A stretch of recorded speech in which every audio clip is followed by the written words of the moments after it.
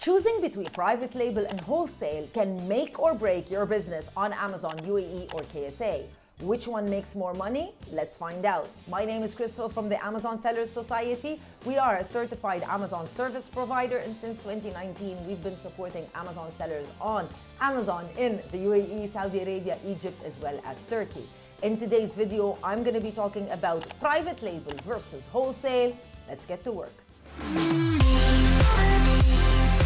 If you're planning to sell on Amazon in the UAE and KSA, one of the biggest questions that you're going to face and the biggest decisions that you're going to face is, should I go private label or should I go wholesaling? So in this video, I'm going to be breaking down the pros and cons of each, the real costs and the real profit behind each and every selling method. Specifically, of course, for the Middle East markets. But let's get started actually with step number one, why the UAE and KSA are prime markets in 2025. Well, the UAE e-commerce market is projected to reach 17 billion in sales in the year 2025.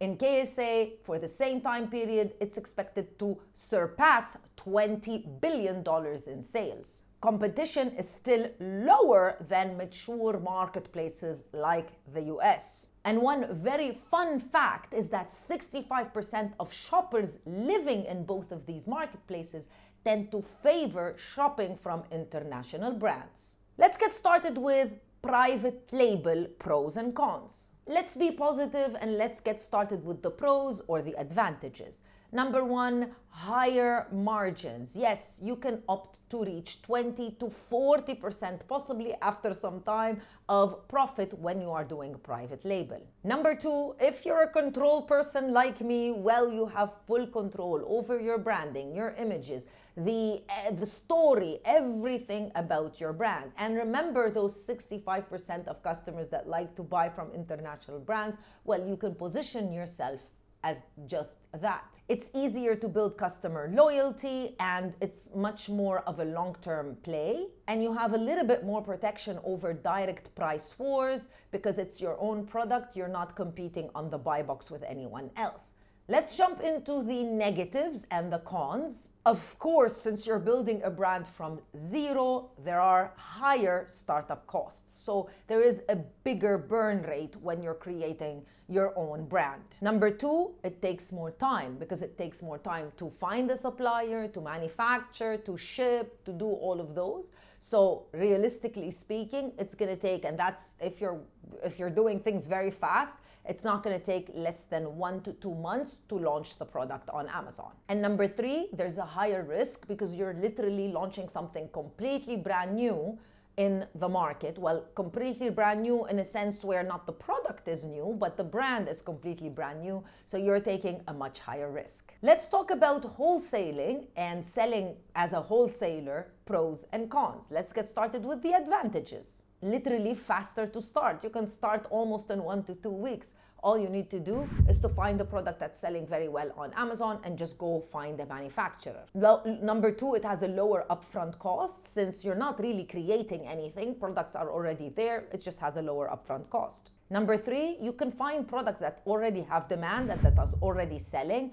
and just sell the same exact product. Number four, if you're not a creative person, you're going to love this way of selling because you don't need to create a brand, you don't need to create images, everything's already found on Amazon. The challenges, and there's a lot of them. First of all, you have a much lower profit margin because of so many different things, but expect a profit margin of not higher than 10 to 15%.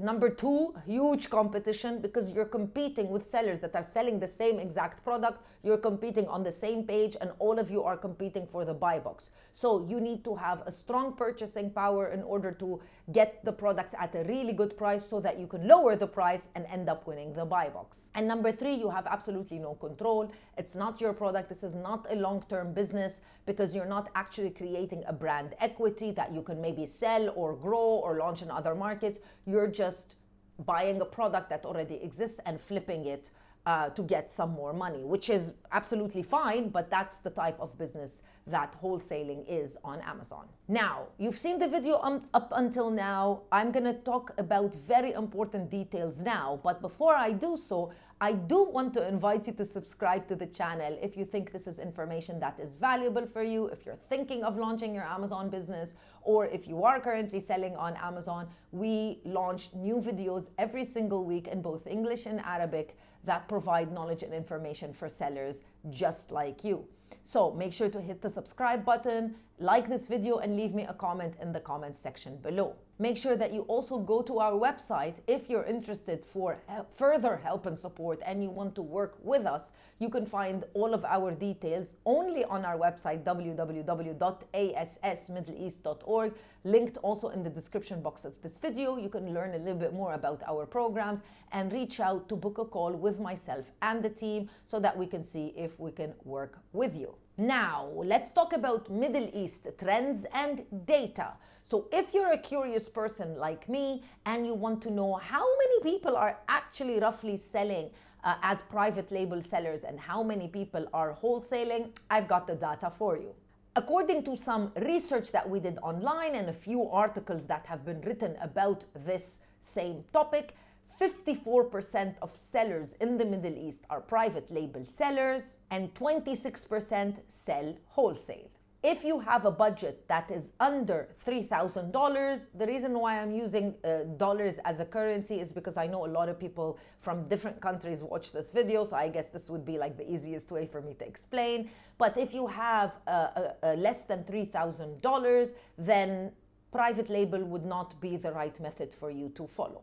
If your vision is to build a long-term business that you can expand and potentially maybe even sell later on, then private label is the way to go. Now, we've created a decision matrix that makes it much easier for you to decide. Here it is on the screen. So startup costs for private label are anywhere between $4,000 and $12,000, depending on what you want to sell. Wholesale can be less than $3,000.